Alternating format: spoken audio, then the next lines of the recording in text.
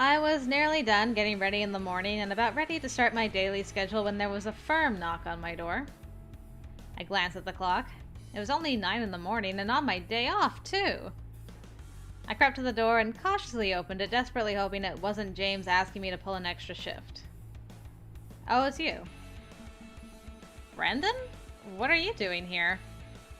Malia, hi. I hope this isn't weird or anything. No, it's a pleasant surprise. What's up? Well, here's the thing. I have a really big, huge crush on you, and I was wondering whether you'd like to go on a date. Ah, that's unfortunate. What? I took a step back and scanned him up and down. I guess we don't have to work too hard on you. Freshly shaven, his hair neatly styled, and a faint scent of cologne like he'd gone out of his way to get ready. His foot was tapping incessantly against the floor and he shifted nervously. This isn't a joke? A joke? No, of course not. I like you. I think you might like me. So, what do you say? Will you go out with me? Yeah, I'm like, this is kind of bad timing, dude. I had not expected this. Especially not right after Danny confessed his feelings to me. I still hadn't quite made up my mind about what to do about that situation. Or had I? Did I want to date Brendon? No, I don't have to say for this one. I kind of know what to say. I'm not interested. Music fades out. I'm sorry. I really don't feel that way about you. You don't. Instead of the disappointment I expected, he seemed perplexed. What do you mean you don't? I don't like you that way? But... He shifted from foot to foot, then lifted a finger. You mean you just want more time to think about it, right? You're the kind of girl who doesn't like to rush into things. What? No. I mean, I don't feel that way about you. I just don't think about you as someone I want to date. I couldn't think of a more politely direct way to say it. Surely he didn't want me to insult him just to get him to leave. That... I don't understand. This is the first time... What, this is the first time a girl hasn't jumped at the chance to date you? He trailed off, staring at the wall. I frowned at him. No means no. Huh. As if a woman ever means no when she says it. My heart stopped in my chest and I took a step back into the doorway. What the hell does that mean? Women like to be chased, you know. I really didn't feel like continuing this conversation or any conversation with this man ever again. I'm like, I've been getting bad vibes from this guy for a while, so thanks for confirming, man. I'm looking forward to your route, she says, not. I have to go. We'll see how you feel about this in a few weeks. You will regret it. He turned on his heel and stalked off. I shut my door, my heart beating hard in my chest. Was that a threat? What did he mean? Was something going to happen? What was he going to try to do to me? Crap. Maybe I was overreacting? He was probably just upset. It wasn't a big deal. It probably didn't mean anything. Still, it felt like a rock was sitting in my stomach, because it probably meant something. Well, I can't wait for that ball to drop. I had been in England for more than 2 months now. Yay! There were a lot of things I missed about New York. Decent pizza and pastrami, for example. But I was also getting pretty comfortable in my new environment. I was definitely seeing new things and meeting new people. But I hadn't, at this point, achieved the goal that Nene and Jinsu were so eager for me to. I wasn't officially dating anyone. Did I want to be? Pursue Danny or nobody? Alright. Well, good. We got enough points with Danny that we can pursue him. Danny had left the ball in my court. He made it clear that he was interested in me, but that it was up to me if I wanted to take things any further. And the truth was, I did. Whether that was dangerous or not, I wasn't entirely sure. But nothing in life came without risk. I liked him. I was attracted to him. He trusted me. Those sounded like the ingredients for at least the start of the relationship. I knocked on Danny's door, but no one was there. Eventually, I tracked him down outside the hostel. Danny? Hey, Malia. I wanted to tell you. I've been thinking things over, and I can't say I'm not scared. I am scared, especially because I've never been in a relationship before. Not with anyone. Oh, really? I blushed and flapped my hands awkwardly. I know, it sounds stupid. I just wanted you to know that. I don't really know what I'm doing. But I think I would like to pursue things with you. Well then. He took a step closer to me. For a second, I was acutely aware of the strength of his body. Strength that could crush me in a moment if he chose. Then he kissed me very gently. When am I going to get a picture of this? Exactly. Thank you for trusting me. I will be careful with you. We'll take things slow.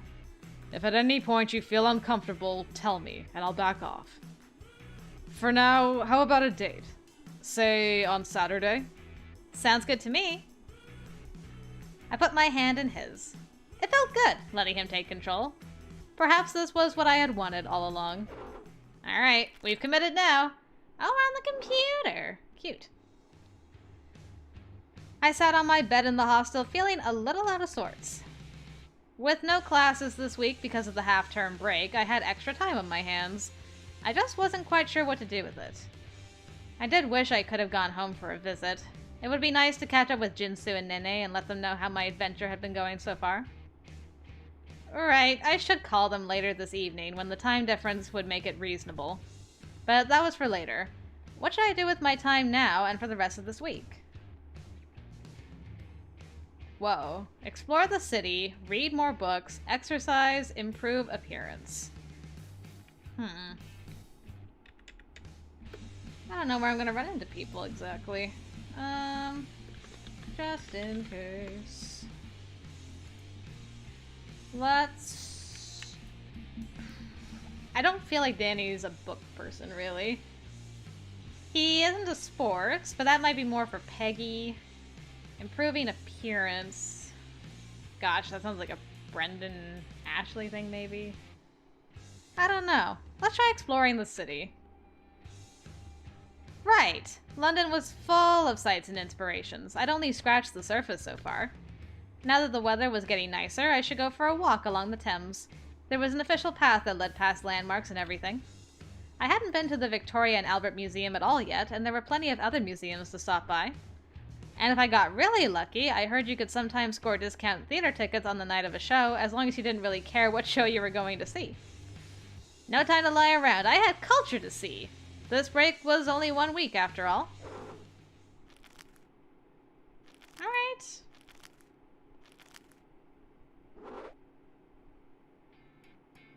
I lay back in my bed enjoying a lazy morning. Today was St. Patrick's Day. Back home, it would be an excuse for people to paint themselves green and hit the bars and get totally wasted. At least, people who were old enough to drink. Here in England, I was old enough, but I wasn't sure that was really how I wanted to spend my day or my limited budget. Sure, I could drop into the Crafty Crown easily enough, and in the past, Brendon had been eager to offer me free drinks, but... considering the way our last encounter ended, I didn't really want to be around him right now. Well, London certainly wasn't short on pubs. Maybe I should go out and find somewhere different just for comparison. But I was definitely not going to get myself puking drunk. I had more sense than that. Good job, girl. I'm proud of you. Whoa. Be careful on your way up. Danny peeked over the edge of the grassy peak he was on, pointing to a pothole in the trail I was currently walking. Okay, I will. You can't come to England and not see any of the actual countryside. That was what Danny had insisted.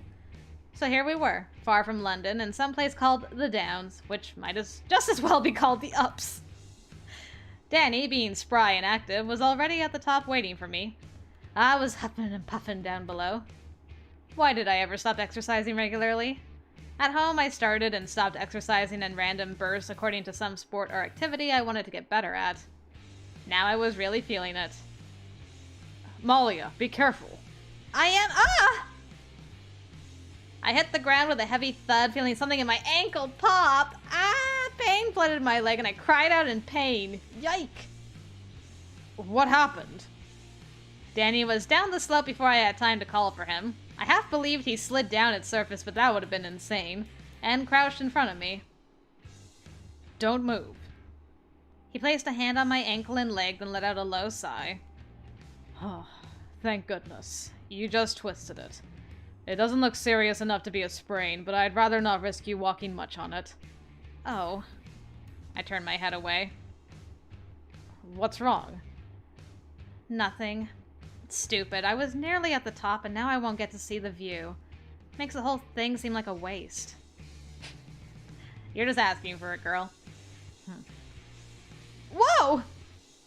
Danny wrapped his arms around me and gently lifted me into the air. Not on my watch. Put me down! I'm way too heavy. You can't carry me all the way up there. No. I take that as a challenge. Several minutes later, we reached the top of the hill. Danny set me down in a safe place on the cliff's edge and sat down next to me. Thank you. It's a great view, isn't it? Yeah. It's amazing. I gazed across the gently rolling hills. Almost everything was shades of green, with square fields marked off by thin, dark boundaries of hedges and trees. Far away, I could see a cluster of houses that must have been a village. Some parts of rural New York look a bit like this, I think, but mostly we have more trees, more wilderness. It seems like every part of England is owned and controlled by people, even out here. Nothing's really wild. I guess it's because the country is smaller and it's been settled for so long. There are a few wild places, but they have to be pretty hard to get to, or someone would have tamed them already. You should try the far points of Scotland, or maybe Wales. I'll bet you don't have any bears, though. No bears. No big cats either, though there's rumors every now and then. No poisonous snakes. We are the most dangerous animals in England. You could probably fight a bear off with your hands. You're very strong. There's not much to do when you're locked up except lift weights. I tried to control my urge to shiver. I wasn't scared of him. He'd been nothing but good to me. But when he talked about being dangerous, I didn't know how to feel. So, have you had a good spring break? I didn't see you around much. I needed a bit of a break from revising. Been out and about a lot. Like this. I wondered if you'd gone to see your family. He stiffened. Do you still see them? You've never talked about them. There's not much to say. No, I'm not on speaking terms with most of my blood. I've got a gran I see sometimes. That's all. I'm sorry. Better this way. Too many bad memories on both sides. I'm building a new life now. I hope it's a happy one. It is, as long as you're with me. Danny, come here. He leaned towards me obligingly and I kissed his cheek with a smile. I'm a lucky girl to have a boyfriend as good as you. Danny smiled at me, a hint of mischief in his eyes. Why, I'm the best man there is. Don't you ever think different. We should probably warn you about Brendon. He might make trouble for you one day. The spring semester break was over and classes were on again. What a beautiful day. That didn't really mean so much for the university. No huge changes were going to happen. Classes would go on the same as they ever did. For me, though, it meant that my time in England was a bit less than half over. I had the rest of the semester, then final exams, and a couple of extra weeks at the end to enjoy my vacation, and then I would leave. Maybe I would be able to come back to England someday, or maybe that would be the end, forever. I didn't know. I had met a lot of people here. I had my group of relationships, and I probably wasn't going to make strong bonds with anyone new. My path was set. From here on out, I would be seeing the results of my choices so far. Great. Well, let's get to it. A passing gentleman blinked at me talking to myself, but he didn't say anything. Of course he didn't. The British hated to raise a fuss, after all. I couldn't help laughing quietly as I went on my way to class. You're losing it, girl. I was eating breakfast with Aussie and Brendon when James entered the room. Oh gosh, James. The yard's looking a right mess again today.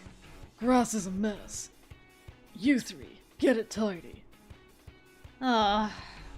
I groaned, but James was already gone. I'm not doing it. I'm not doing it either. They both up and left the dining room. Really? So now I had to be the one to mow the lawn all by myself. What the heck was wrong with those two?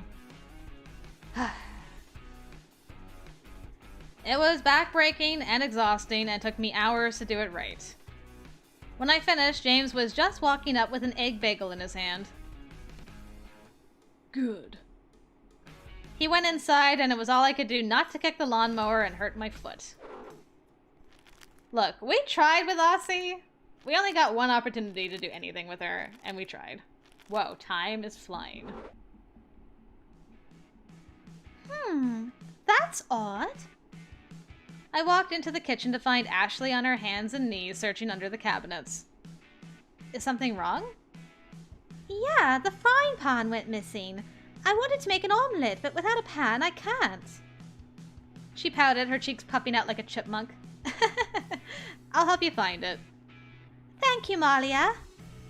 Together, we searched every corner of the kitchen, each and every cabinet, drawer, nook, and cranny. The frying pan was nowhere to be seen. Someone must have taken it into their room, or maybe they borrowed it for an event? A banging pots together march? How strange. They should at least be kind enough to leave a note. Well, thank you for helping me. Now I can rest easy even if I don't have my omelette. Aw, Ashley. Okay, flying through. At times, I'd ask myself, how did Danny manage to keep all of his darker urges bottled up? It became apparent to me as soon as I attended an actual Premier League football game with him. Wow, alright, get it into sports. Of course he couldn't have! Foul! That was a right foul! Danny seemed to use sports as an outlet. Standing in the stadium with thousands of other screaming fans, he wasn't out of place at all. Perhaps he used his aggression on the actual field as well. It would make more sense then why his reaction to me congratulating him when he played was, don't. Football culture in Britain was a completely different thing from what it was in the States, in more than just the name. Of course, sports in the States could get crazy, but things never got this crazy. At least I didn't think so. Oh my goodness, trying to watch a football match with my mom is just like, you will lose your hearing for sure. In the States, we tended to expect anyone with a British accent to be someone upper class, aristocratic. And there were a few of those, what Danny would call posh types here, but mostly this was the England of the working classes. Bricklayers, plumbers, middle-aged men, teenage girls, sweaty jocks. A whole world that we never saw in our depictions of Britain. It was an odd feeling, a really odd feeling, but it was also nice. I loved attending high school and university games in America because it always gave a sense of community, all these people uniting around one common goal. Suddenly I realized it could be the same anywhere, for anything. I started feeling like people really weren't that different, no matter where you go. Goal! I screamed and clapped along with the people around me. Not that different. Not that different at all. I threw open the door to my room and flung myself on my bed. Oh my god, I'm so tired. Danny shut the door behind him, chuckling. It was a long day, wasn't it? But we won in the end. So worth it. Yeah, my feet are sore though. From sitting? I kicked off my shoes and socks and began to rub some life back into them, collapsing onto my bed. Here, let me do that.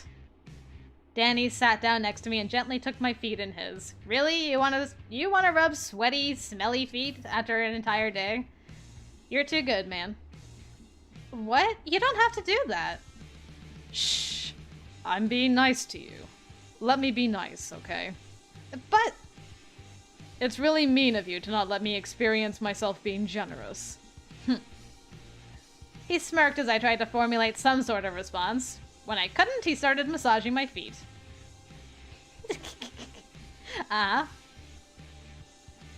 Feels good, doesn't it? Yeah. I was so tired, and his touch felt so good. I wasn't sure what was happening, but I didn't have the strength to resist. Relax. I'm not going to take advantage of you. Not tonight, anyway. He patted my leg. Oh, alright. Good night, Malia. Rest up. And he left me there, alone in the bed, wondering what it would be like if he had taken advantage. Well, you can dream about that, girl. It's gonna happen eventually. I knows it. I know I'm gonna have to read about it. Peggy popped her head in through the door. Hey, Malia! Have you seen my volleyball? I can't find it anywhere and I need it for practice. I glanced at the clock. It was 10 in the evening. You need to practice at this hour? When else do you expect me to do it? I have class and work and club activities, and I'm trying to form a green commission at the university, but nobody's taking me seriously, so if I want to do justice to the team, Right. Well, I haven't seen it. Bloody hell! You were the last person I had to ask. So what? It's just vanished? That doesn't make any sense. Last I saw it, I put it away in my closet last night after practice. How exactly do you practice in your room anyway? You can't fit a volleyball net in there. Although she had certainly tried once. First, I hit it up in the air, then I headbutt it for a while. Last but not least, 30 minutes of striking practice against the far wall. It wasn't a mystery why someone would want the ball to vanish, then. I'll leave you to it, but if I find it, I'll let you know, okay? Fine. Thanks anyways. I wonder why someone would want the ball to disappear. It is a great mystery.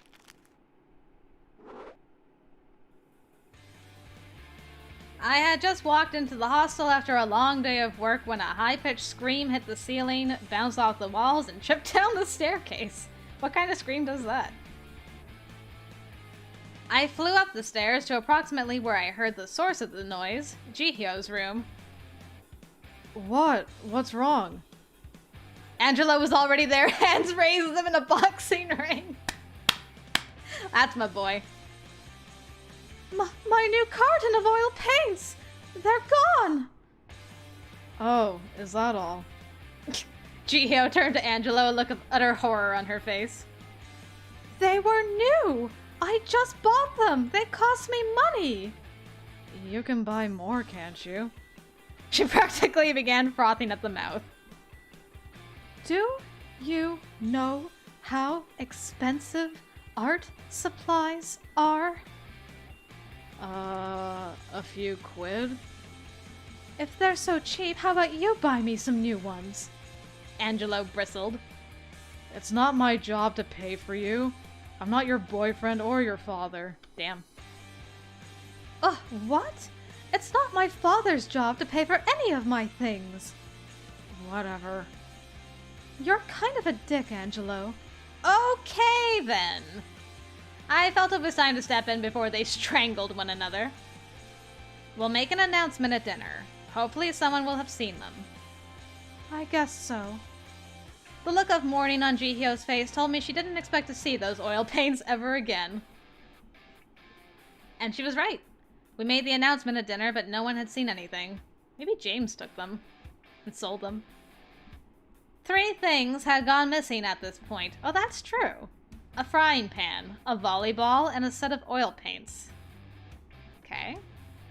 Not very interesting items on their own.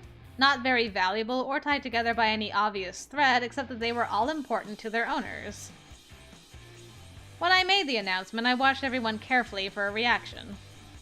Aussie looked bored, Brendon glared, Danny started to fidget, and Mark began tapping out, "In the Hall of the Mountain King," using his fork and glass.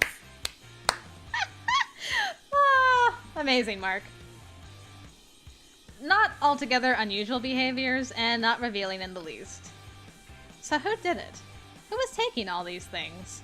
Or was it really just a coincidence? It didn't seem like I'd be getting any answers for now. Alright, so we got a bit of a mystery. Okay.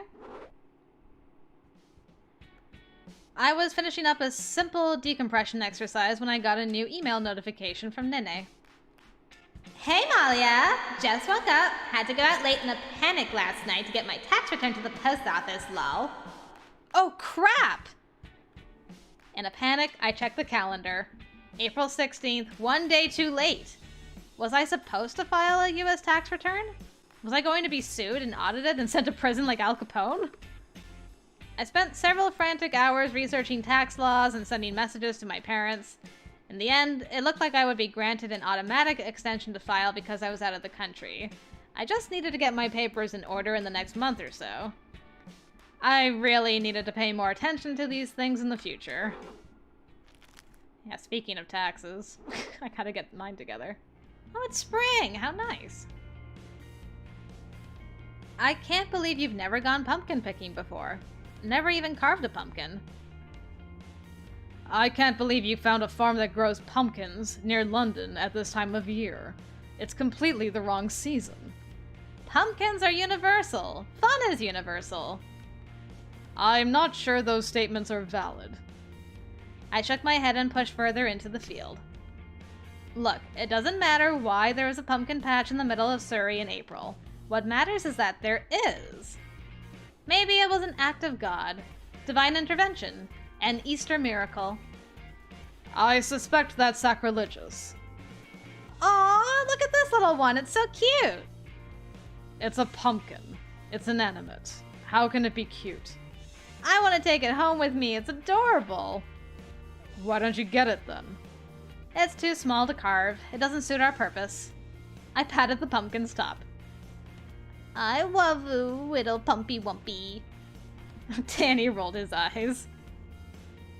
Eventually, we both got medium-sized pumpkins and brought them back to the hostel. We borrowed some kitchen supplies from Ashley and sat down to carve our gourds. It's not too hard. Some people go freestyle, but if you use a marker to draw the design before you... Done. Gosh. What? Danny proudly displayed his pumpkin, which he had carved into a face. My face? How?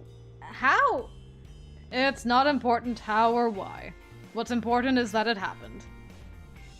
Apparently he has some very impressive skills with knives? What are you going to carve? I glanced at the smiley face I had drawn on the front of my pumpkin and turned it to the side a bit. Nothing. Here, let me help you. In the end, our two little pumpkin faces sat side by side near the entrance to the hostel, festively welcoming visitors to the wrong time of year.